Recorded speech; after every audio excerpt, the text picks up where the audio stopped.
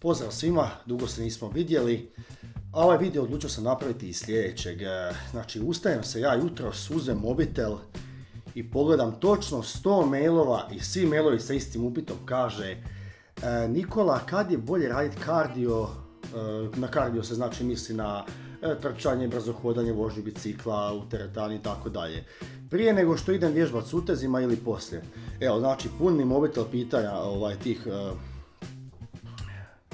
A nije lažem, nisam dobio nijedno pitanje to na mobitel, vidite, uopće ne čitam s mobitela crni ekran, ni mastan i to sve, nego zapravo sam taj video odlučio napraviti zato što vidim da u teretanama većina ljudi kad dođe u teretanu prvo ide na traku za trčanje, hodanje, vožnju bicikla, a tek onda ide gore već umorni, potrošeni od kardija i idu kao dizat utege, jeli, onda umiru gore pola sata i vide da ne mogu i onda odu kući. Kad je najbolje vrijeme za raditi kardio? Kad je najbolje vrijeme za raditi kardio? Najbolje vrijeme za raditi kardio je nakon treninga. Zašto je nakon treninga bolje raditi kardio nego recimo prije treninga? Zato što trening utezima trebate raditi kad imate najviše energije u svome tijelu, a to je tek kad ste ušli u teretanu. Onda imate najviše motivacije i imate najviše energije zato što niste tu energiju nigdje trošiti tokom dana, ili možda jeste, ali mislim, pretpostavlja se da niste ko što ja ne trošim recimo. Znači, dođete svježi lijepo u teretanu i onda najbolje je svjež prvo otići lijepo na sprave zato što najviše na spravama ćete napraviti, najbolji trening ćete odraditi kad imate najviše energije u sebi. Najjači će vam biti onda i trening, jel? Naravno, i najbolji rezultat ćete postići na spravama ako ste puni energije. Kardio s druge strane nije toliko bitno da uđete svježi u kardio zato što je kardio mnogo lakši za raditi nego trening utezima. Duže traje često, ali je jedan finiji, laganiji tempo.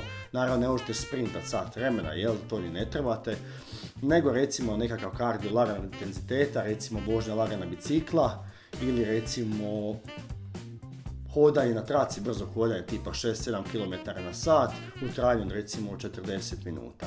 To je puno lakše odraditi, pa onda znači otići kući, nego doći, odraditi taj kardio, uz nojice potrošiti se, onda takav sav izmoždeni, znači potrošen ići gore još ili dole, a kod mene su gore sprave, zato govorim cijelo vrijeme gore, kod mene u teretani, možda su kod vas pod nama pojma. Uglavnom, da, znači kardio je najbolje raditi nakon treninga utezima. Ono što skoro svi rade, kad dođu u teretanu, prvo hvataju te sprave za brzo hodanje, bicikle i tako dalje i onda kad se potroše lijepo, da potroše i to malo energije što su imali u sebi, onda takvi istrošeni još idu gore i znači to nema apsolutno nikakvog smisla. A s druge strane, još k tome, postoji nekoliko znanstvenih istraživanja koji su pokazali da se više energije iz masti, znači za vrijeme kardija nama je cilj da potrošimo što više energije, odnosno kalorija iz masti. Taj efekt se postiže upravo kada se trenira kardio vježbe, znači hodanje, trčanje i tako dalje, kada idete nakon treninga utezima. Znači, prvo se odradi trening utezima, nakon toga se odrađuje kardio. Iz razloga što su brojni benefiti odrađivanja kardija nakon treninga utezima. Što se nećete prethodno zamoriti, pa vam neće biti nekakav kljakav trening utezima ako ste radili kardio prije, a s druge strane opet naravno trošit ćete više energije iz masti ako ste se prethodno izmorili na treningu utezima.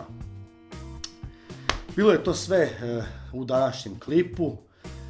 Vidimo se u jednom od sljedećih klipova, do tada pozdrav!